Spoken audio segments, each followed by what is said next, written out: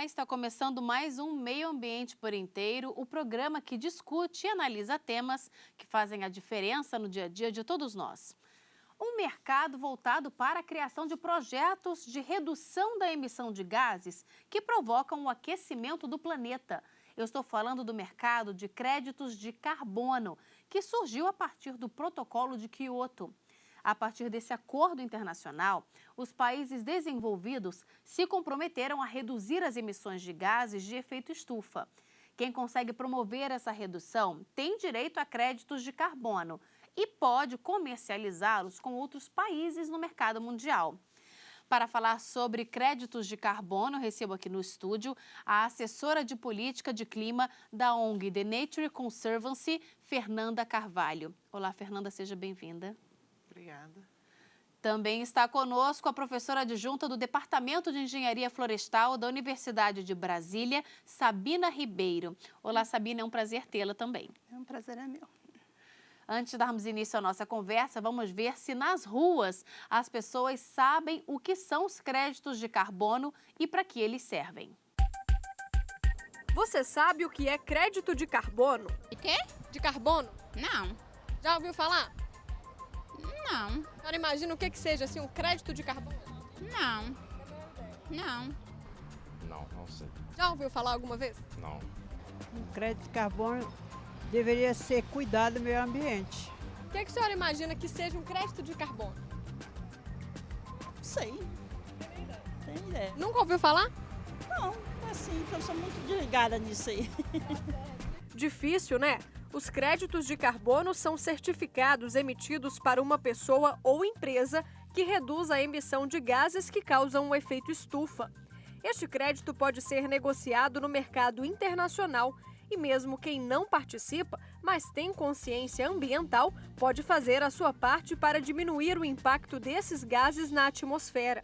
É o que acontece na fazenda do Haroldo, onde há mais de 2.500 suínos. Com tanto porco, haja lugar para dispensar a sujeira que eles fazem. Foi aí que o Haroldo pensou em reutilizar os dejetos. A ideia veio pela necessidade, porque esses suínos eles geram uma quantidade muito grande de dejetos. Então a gente buscou no sul do país algumas empresas e a gente chegou no biodigestor. Implantado na fazenda há um mês, o sistema biodigestor leva as fezes dos porcos por um cano até o reservatório. Depois de canalizados, os dejetos vêm parar nesse biodigestor. É nessa fase que as bactérias entram em ação e degradam a matéria, transformando as fezes do porco em gás. Haroldo, você utiliza esse gás de que forma aqui na fazenda? Nós utilizamos aqui o metano para geração de energia elétrica, usamos também no secador para secar os grãos, né? E usado também na suinocultura, para aquecimento dos suínos. Além de não poluir o meio ambiente, de quebra o Haroldo ganhou um adubo natural. O processo é o seguinte, entra os dejetos no biodigestor e ele passa por um processo de geração de gás. E após 21 dias ele devolve um esterco orgânico que vai para a lagoa de dejetos. Que é um esterco líquido, e é aí que você irriga a sua plantação? Como é que é? Isso mesmo, aí vira um esterco líquido e a gente devolve para a lavoura de café, lavoura de milho e pode ser usado em pastagens também. O agrônomo que cuida da plantação já sentiu a diferença. A grande vantagem seria o aproveitamento de um resíduo que tem ali, esse resíduo líquido no caso agora, que você está fornecendo isso para a lavoura. Então é uma economia de adubos químicos, você vai comprar menos adubo químico para colocar na lavoura. Então a lavoura, nós temos percebido que ela está com um aspecto muito melhor, um desenvolvimento maior. Então você fornecendo o nitrogênio, fósforo, potássio, que é a composição básica desse chorume, traz uma série de benefícios para a lavoura. Haroldo ainda não sabe se vai investir em créditos de carbono, mas já tem consciência do benefício que proporciona ao meio ambiente. Os dejetos, enquanto não forem decompostos, ele pode ir para o lençol, pode degradar, né, jogar metano na atmosfera. Então, uma vez instalado o biodigestor, é colocado mantas no solo e essa manta não deixa a infiltração, né, da matéria no solo.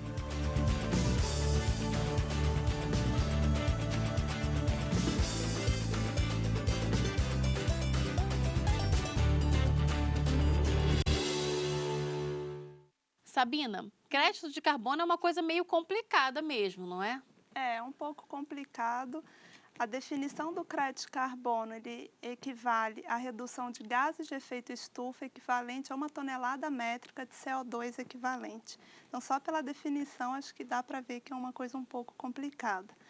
Mas, em linhas gerais, a gente pode falar que um crédito de carbono equivale a 1 tonelada de CO2 equivalente. E de maneira prática, Fernanda, como é que funciona esse mercado de compra e venda de crédito de carbono? Você tem uma moeda que é o crédito de carbono.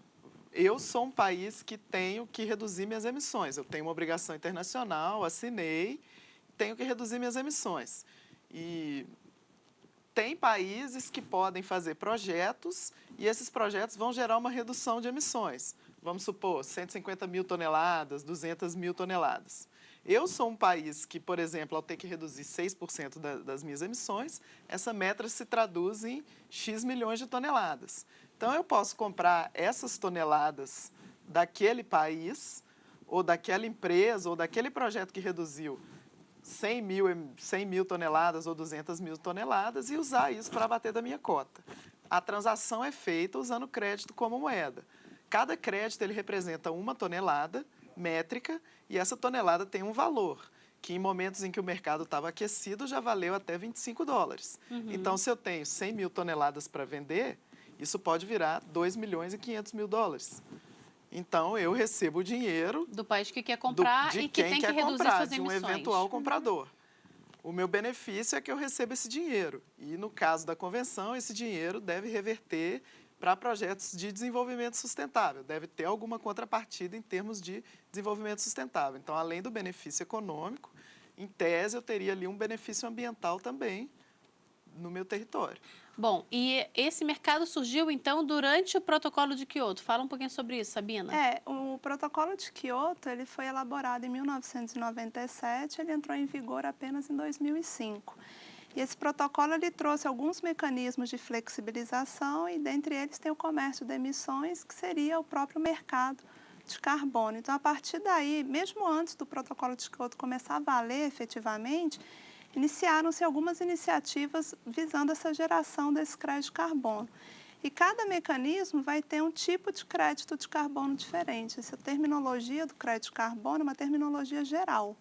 Por exemplo, o mecanismo de desenvolvimento limpo, que faz parte do Protocolo de Quioto, o crédito dele chama redução certificada de emissão.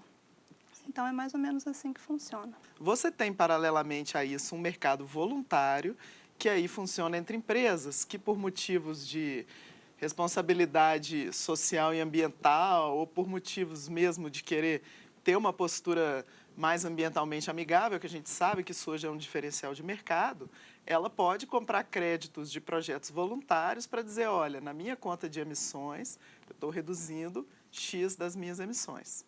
Então, você tem as duas lógicas. Você tem o mercado voluntário, que seria entre empresas, entre projetos, e você tem um mercado mandatório, que é esse mercado de Quioto, conforme colocado pela Sabina, que é o mercado que remete às obrigações dos países na Convenção do Clima.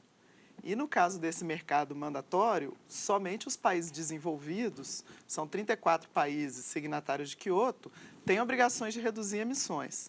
Então, eles comprariam de outros países, tanto que têm obrigação de reduzir emissões, quanto de países em desenvolvimento, onde eles investem em projetos que reduzem emissões e usam essas reduções na sua conta. É como o Brasil, por exemplo, entraria nesse mercado. O Brasil é um país em desenvolvimento, ele não tem obrigações mandatórias na convenção, ele só tem compromissos voluntários que são nacionais, que ele assumiu nacionalmente. Então, o Brasil poderia gerar um crédito de carbono que serve para um outro país que tem obrigações usar para cumprimento das suas obrigações na convenção.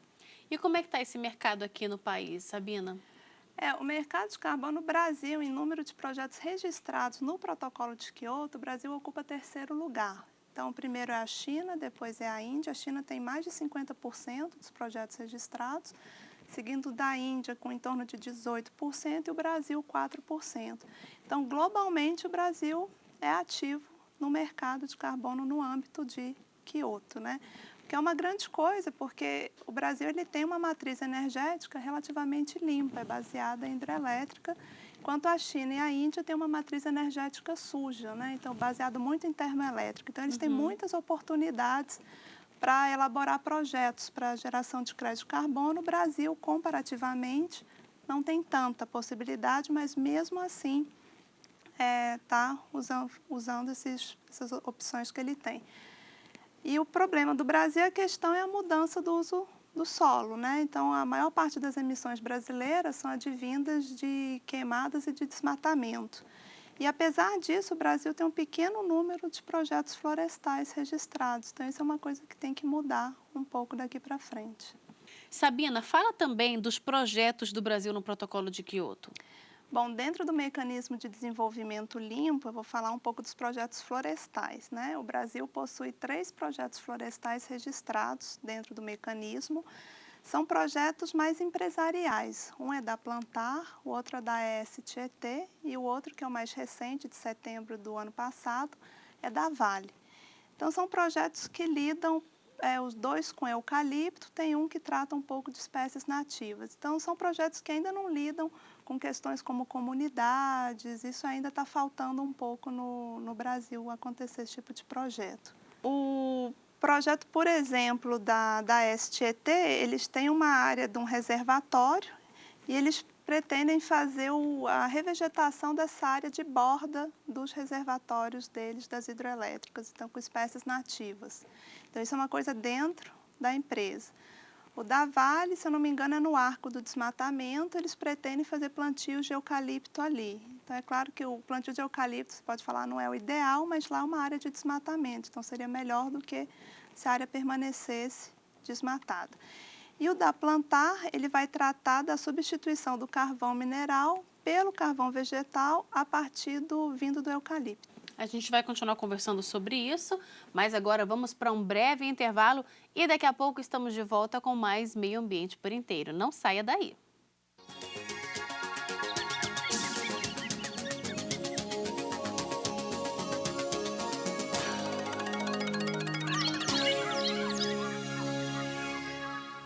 Estamos de volta com o Meio Ambiente por Inteiro, que hoje fala sobre o crédito de carbono. Participam do programa a assessora de política de clima da ONG TNC, The Nature Conservancy, Fernanda Carvalho, e a professora adjunta do Departamento de Engenharia Florestal da Universidade de Brasília, Sabina Ribeiro. Sabina, no bloco anterior você falou um pouquinho sobre a posição do Brasil com relação a esse mercado de carbono. Eu queria conversar sobre a questão da assinatura do Protocolo de Quioto por parte do Brasil, ou seja, nós não temos obrigação de reduzir essa emissão, mas fazemos isso mesmo assim. E, diante desse trabalho que a gente tem, dessa iniciativa de reduzir, como é que fica o nosso mercado de carbono?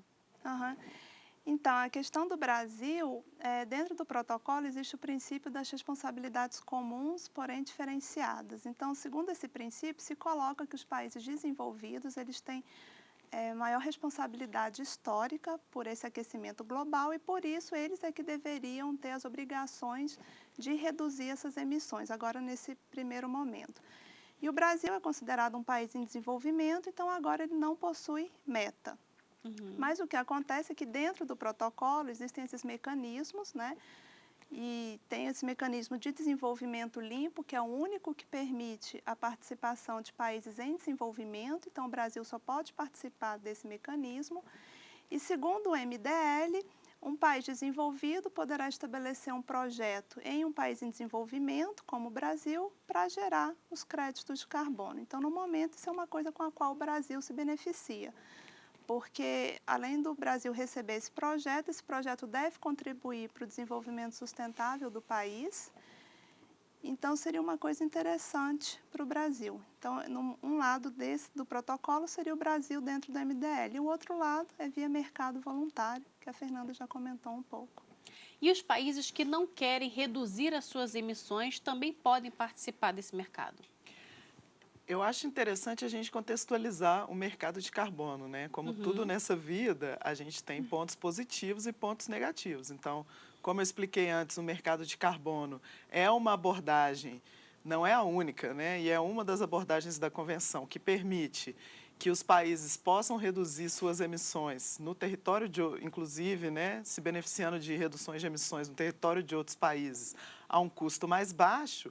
Agora, isso tem lá suas implicações. Você está deixando, isso não deve servir para um país deixar de se reorientar tecnologicamente no rumo do baixo carbono, das baixas emissões de carbono, porque é isso que se quer. Se quer realmente que haja uma mudança tecnológica e que o mundo realmente reduza suas emissões. Então, o mercado de carbono, ele é uma alternativa, a princípio, temporária, ele permite que essa transição tecnológica ocorra com uma redução de emissões a baixo custo e ele também deve ser limitado. Não se deve apostar no mercado de carbono como única solução do problema do clima. Isso é um ponto. Por outro lado, você tem projetos, né, tanto de mercado mandatório quanto de mercado voluntário, que para os países que estão participando desses projetos, gera receitas favoráveis aí para o desenvolvimento sustentável nesses países, né? No contexto local, por exemplo, a TNC trabalha com projetos de mercado voluntário, que são projetos onde há investimentos de empresas, e as empresas, o benefício para elas é justamente a redução das emissões e os benefícios são gerados em nível local para as comunidades locais, para reflorestamento, para investimento em atividades sustentáveis. Então, acho que tem esses dois lados. Isso vai desde o local, onde você gera benefícios, você gera um benefício que pode ir até para outro país que vai estar reduzindo suas emissões através desses projetos, mas é preciso que isso seja colocado numa perspectiva de que a solução para o problema do clima é bem maior do que isso e não se pode apostar nesse mercado como única solução. Isso que a Fernanda falou, eu achei bem interessante, Sabina. Então, quer dizer que, por exemplo, o Japão, se ele não quer reduzir as suas emissões, ele pode comprar o crédito de um outro país que está reduzindo suas emissões? Como é que, não entendi, como é que funciona isso? Bom, no caso, vamos supor, o Japão, igual você colocou, ele poderia estabelecer um projeto aqui no Brasil e gerar os créditos de carbono. Os créditos não ficam aqui, vão para o Japão, né? Sim. A outra opção seria ele buscar no mercado de carbono créditos disponíveis para que ele possa comprar e abater das suas metas de redução de emissão. Mas é importante dizer também que dentro da convenção isso tudo é regulado e tem limites. Nenhum país pode dizer eu não vou fazer nada no meu território Entendo. e vou comprar tudo em crédito de carbono dos outros. Simplesmente não querer gastar ou... Isso não existe. existe. Tem que tomar medidas domésticas, isso é obrigatório, né? Então, para tudo tem um limite. Ele não pode querer fazer toda a redução dele só via MDL, por exemplo. Isso não pode. Porque o que se busca é que seja mudado o processo produtivo mesmo para ter aquela redução efetiva das emissões de gás de efeito estufa. E como é que você avalia esse mercado de carbono hoje, desde a questão do protocolo de Kyoto até hoje? Bom, já passou por muitos altos e baixos, né, Fernanda? A gente vê, por exemplo, pensando no mercado preço, quanto que está o crédito de carbono hoje, o crédito que vem do protocolo está com preço muito baixo, né, o do MDL. Então, realmente, o que se viu é que, de início, houve um grande ânimo, as pessoas investiram muito nisso, e que, por questão política dessas conferências que acontecem do clima no final do ano, a gente viu que os países não estão tendo muita ambição e, por isso, o preço desse crédito tem caído. Então, você tem uma oferta grande, mas a demanda tem sido pequena. Então, isso é um problema que tem acontecido, realmente. Eu acho que é preciso, novamente, contextualizar que o mercado de carbono, a parte da demanda, ela vem da regulação, né? Ela é uma demanda regulada, ela não é uma demanda espontânea. Por que existe uma demanda por crédito de carbono? Porque alguém tem alguma obrigação de reduzir emissões. É assim que funciona. E a gente tem visto, né, nas discussões, Kyoto tem um primeiro período que vai de 2008 a 2012, ou seja, se encerrou no final do ano passado. No final do ano passado, em Doha, foi decidida a prorrogação do protocolo. Alguns países que são importantes, como Rússia, Canadá, Japão, anunciaram que não topam esse segundo período de compromisso. Então, há uma incerteza no ar sobre a continuidade desse regime, né, que é a negociação de créditos de carbono no âmbito de Kyoto. E isso, claro, se reflete no mercado, se reflete em preços e na questão da demanda, conforme a Sabina está colocando. Então, a gente está num momento onde há alguma incerteza sobre esse tipo de opção. Por outro lado, no caso voluntário, né, como eu disse, que são entre empresas, né, são projetos de países que querem investir em redução de emissões, independente de terem Crédito compromissos ou não. compromisso Esse ou não. mercado é um mercado que tem tido algum interesse, que tem tido algum crescimento. Então, a gente está vendo essas duas tendências por aí. A gente está vendo países, por exemplo, como a Austrália e a China, apostarem em mercados internos. A Europa tem um mercado interno que tem funcionado bastante eficientemente para o cumprimento da meta deles no âmbito de Kyoto. Então, tem essas tendências. E como é que você avalia, Sabina, o benefício desse mercado de crédito de carbono para o meio ambiente e que soluções você acha que seriam viáveis para que os países voltassem a se comprometer e a ter interesse realmente em reduzir as emissões de gases? Bom, eu acho que os benefícios existem, né? Claro que não são tão grandes quanto nós gostaríamos que fossem, né? Os países que têm meta de redução, eles infelizmente, muitos deles não atingiram as metas, né, nesse primeiro período do protocolo. Então, assim, os benefícios existem, mas ainda estão aquém do que poderia ser. E realmente o que está faltando é uma vontade política maior, né? Então, países que são grandes emissores, por exemplo, como os Estados Unidos, não assinaram o protocolo de Kyoto, isso com certeza é um peso. Igual a Fernanda falou, alguns países importantes como Japão, Canadá, saíram do protocolo, então isso também com certeza afeta. Então, a gente precisaria de uma vontade política global maior para alavancar esse mercado. Quer complementar, Fernanda? Bom, a gente teve nas últimas negociações da Convenção do Clima uma definição de que um acordo deve estar pelo menos rascunhado até 2015 e que as negociações vão até 2020. Eu acho que a gente tem que ter esperança de que os países, vendo os reflexos negativos da mudança do clima, a gente vê isso no nosso dia a dia, a gente vê que tem seca, tem chuva, desastres acontecem, o clima já não é mais o mesmo, a gente está vivenciando isso no nosso dia a dia. Eu acho que os países têm que tomar consciência mesmo de que é necessário incluir as políticas de clima dentro do seu modelo de desenvolvimento e que essa mudança vai ter que ser feita. Eu acredito que os países vão conseguir chegar num acordo em 2015 que possa entrar em vigor em 2020. Olha, muito obrigada pela presença de vocês aqui no nosso programa. Eu que agradeço o convite. Obrigada, Carol.